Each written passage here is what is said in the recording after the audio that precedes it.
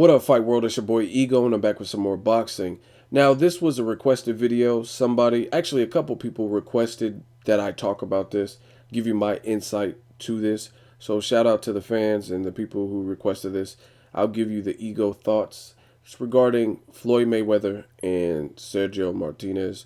Martinez apparently called him out on Facebook after the Canelo performance, and I personally haven't seen the tweet or whatever, the Facebook message where he called it out, but I did read and heard a lot of people were saying that Sergio Martinez, after the night of the September 14th, that Martinez called out Floyd Mayweather. And I was asked to give my thoughts on this potential matchup. I honestly, I'm just being honest. I think it's ridiculous that the standard that Floyd Mayweather is held to. It's like you guys have no faith. Well, not you guys. I'm just generalizing. But the haters have no faith in him. Canelo's going to beat him. Guerrero's going to beat him. Cotto's going to beat him. Moses is going to beat him. Hatton's going to beat him. And it doesn't pan out. Now, everything they said leading up to the fight is out the window. Or they make an excuse. Oh, Robert Guerrero didn't have another game plan. Canelo's 2 pounds. He was weight drained. He looked horrible at the weigh-in. It's always going to be something. Miguel Cotto fought a cheating Margarito. It's the plaster, I tell you. It's always going to be something. Ricky Hatton was overrated. Victor Ortiz was overrated. Robert Guerrero was a smaller fighter that went up to welterweight. Overrated. Like, it's like, you guys will never be happy. And now you guys have to keep pushing the envelope. It's like you have so much hatred for the man that you just want to see him lose. He has to keep doing more and more and more and more and more to impress you before you even give him an ounce of credit. And you still probably won't give him an ounce of credit. And I think that's horrible. Like I said, I'm a realist. Sergio Martinez versus Floyd fight, it could be entertaining, but I don't even think this fight is warranted. Sergio Martinez against Martin Murray didn't look good. I mean, he got a hometown decision. I told you right after that fight that it was a very close fight. And truth be told, I don't think he even convincingly won that. And he was at home in Argentina. Martin Murray was the one that took a plane ride to meet him. Martin Murray's from the UK. So he didn't even convincingly beat Martin Murray in his hometown. He almost got knocked out in the 12th round against Chavez Jr., and he deserves the Mayweather fight. Now, after he knocked out Paul Williams or something, like right around that time, possibly. He was still on the rise, but in his last couple of fights, he's been getting knocked down. He got knocked down, I think, by Darren Barker and Matthew Macklin, someone that Gennady Golovkin just ran through, Matthew Macklin. Again, in the Chavez Jr. fight, he did his thing and almost got knocked out because he was trying to showboat and trying to get too cocky, and he didn't solidify the win, or he almost didn't solidify the win. And then Martin Murray fight, he didn't look good. So what on earth grants him a Floyd Mayweather fight? What did he do recently? It's like people are still like reflecting on the Paul Williams knockout. That was devastating. It's unfortunate what happened to Paul Williams after, so my condolences to Paul Williams and his family. But that's the last great thing he did. You could say Chavez Jr. was great because it was a great performance. I was thoroughly impressed because Chavez Jr. is fucking huge, especially in comparison to him. But he took away from his masterpiece by almost getting knocked out in the 12th round because he was getting careless and trying to be machismo or whatever the situation was. And then in his last performance against Martin Murray, he didn't look good. Now, you can make all the excuses in the world. Oh, it was because he didn't let his injuries fully heal. But those same people who find the light at the end of the tunnel for other fighters like Sergio Martinez, oh, he didn't fully let his injuries heal from Chavez to Martin Murray, which was probably closer to a year. You want to give Martinez the benefit of the doubt, like, oh, he still had past injuries that weren't fully healed. Yet Mayweather just fought Robert Guerrero and injured his hand, and then went on and fought an even tougher opponent and an even bigger opponent in Canelo Alvarez from May to September. And that's also a fighter who doesn't fight multiple times in a year, or he hasn't in quite some time other than this year. And another thing with that is some of you guys were the ones hating when the Showtime deal was announced. You're like, Mayweather's going to fight up to 6 times. Yeah, right. I doubt it. He's not going to fight that many times. Now that's out the window. No one even brings that up. No one even comments on the fact that he looks like he will be fulfilling the 6 fights or whatever he had in his Showtime deal. But when it was first announced, none of you guys were saying, you would say like, oh, he'll probably fight 2 of those and then retire or whatever. And he's already fought 2 in a year. So he stepped his game up in the first year of his Showtime deal. That's off topic. Anyway, back to Sergio Martinez. Sergio Martinez has not looked spectacular since the Paul Williams knockout. Like I said, it was close, but no cigar in the Chavez Jr. for 2 reasons. One, Chavez Jr. was a fighter who looked to be getting better, but he was never a proven super worthy. I mean, his best win was Andy Lee, most likely. You know what I mean? That's probably, I would say, his best win, Andy Lee. And then again, who is Andy Lee? So it's not like Chavez Jr. was just this champion who was beating everybody's ass, like that was former world champions. Like he was beating the people in front of him, but who were they? Like he wasn't beating the upper echelon and just running through competition that was A quality. So that's one thing. And then two, he almost got knocked out. So Sergio Martinez's performance, like I said, his last great performance would be like Kelly Pavlik, Paul Williams, the rematch, to me. So I don't even think he deserves the Mayweather payday and a Mayweather fight. Again, I think it's a lot of you coming up with the hatred for Mayweather. You just want to see him in against a fighter who outweighs him, who's crafty, who has power, who's a southpaw, and you want to see how he deals with someone who's equally elusive. But realistically, this dude's in a different weight class. Like, it's not good enough that Mayweather fought Canelo at a catch weight. And honestly, I don't think the 2 pounds helped or hurt Canelo. That's just my personal opinion. I think he was getting outclassed, and had he kept the extra weight, it probably would have hurt him more because he would have been a lot more sluggish to me. I think he would have been a lot more flat-footed. And again, now you think Sergio, just because you think it's a difficult fight for Mayweather, you want to see it because you think he can pose problems. But does he deserve it? That's my question to you guys. It could be a tricky fight for Floyd, but at the same time, I don't think Sergio Martinez does it or deserves it. I don't think he's done anything in his recent fights that warrants the Mayweather fight and Mayweather payday. He's in another weight class. And it's funny to me, and this what leads me to believe that some of you guys are just hating on Mayweather, is the people you're saying you want Floyd to fight. One, they're all huge punchers for the most part, big punchers, or they're fighters with different weight classes. Like, oh, fight Sergio Martinez, fight Gennady Golovkin. Gennady says he can get down to 154, but when have we seen him fight at 154? He's over 30 years old. I've never even seen him fight at 154 in his pro career. So just because he said it, we're to believe that he can get down. I mean, same thing with Sergio. Sergio's like, oh, I'll fight Pacquiao or Mayweather at 150. He said that years ago. Do you think he still can get down to that weight? Like I said, it's just like when you're at the top, the cream of the crop, everyone wants that Mayweather payday. Everyone wants that big fight because, one, it's an opportunity for them to reach another level if they are to defeat you. And even if they lose, like Canelo lost, he's still got 12 million out of the deal. Or Victor Ortiz, he still got like 2 million out of the deal. Or Robert Guerrero got like 2 to 4 million out of the deal. So it's really a win-win situation. Either you get beat by the pound for pound greatest or you beat him.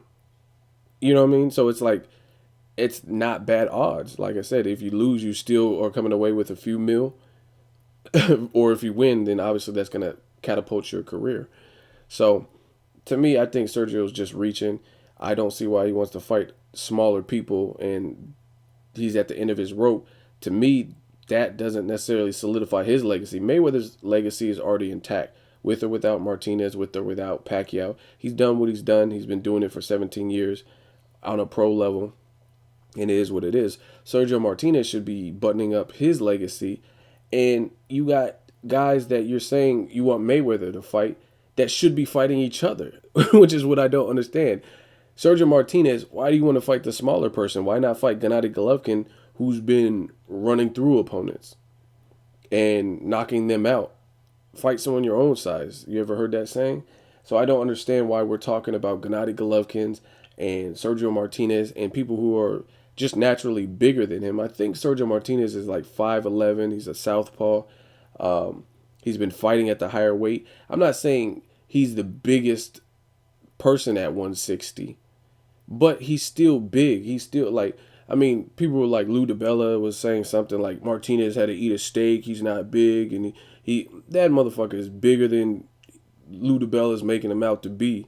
Put it that way. You can tell. You can look at someone, look at his frame, look at him.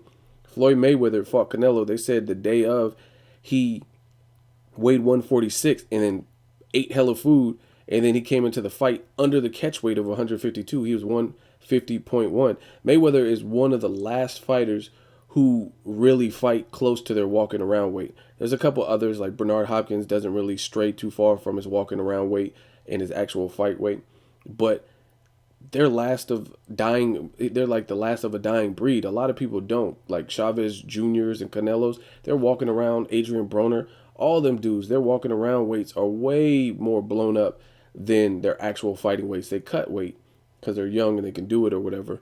But Sergio Martinez, there's no way you could tell me his walking around weight is what Mayweather's is. Because, like I said, Mayweather is showing you. You could see, like Mayweather did, it was like a couple weeks before the Canelo fight, and there's a weigh-in picture. I think I did a video and posted it. He weighed like 152. And this was weeks before the Canelo fight was to even take place. On fight night, he weighed 150. He didn't even weigh a full 151 pounds. There's no way Sergio Martinez is... I don't even remember the last fight where I could say Sergio Martinez weighed 150 on fight night. He looked way bigger. Even guys like Lucas Matisse, when he fought Mike Dallas Jr., weighed 160 something. Brandon Rios versus Mike Alvarado, the rematch. Brandon Rios was fighting at 140 and he weighed 160 something, I believe. So all these dudes are weighing tons more than Floyd Mayweather. And again, you picked on the smallest guy when you got people in your own fucking division. Peter Quillen, I just interviewed him. Shout out to Peter, the homie. Make sure you check out that interview I did with him.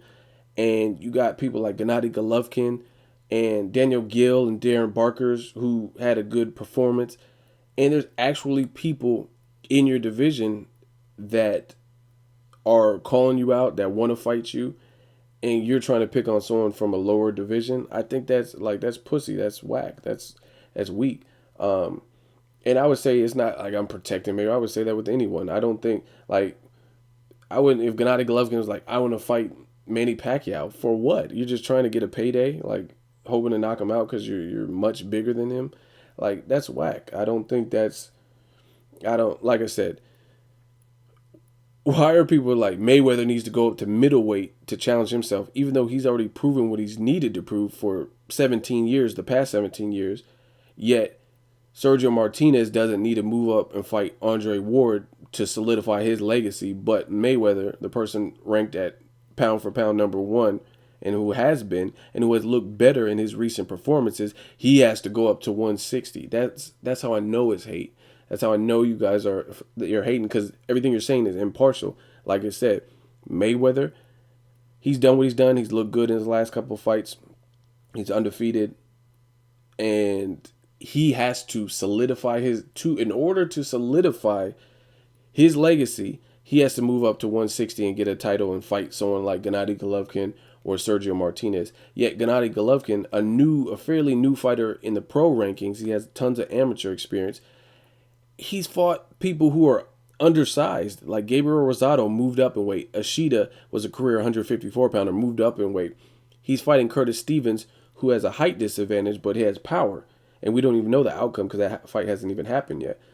And now Mayweather has to fight him in order to solidify his legacy, or Martinez, who's ending the near part of his career.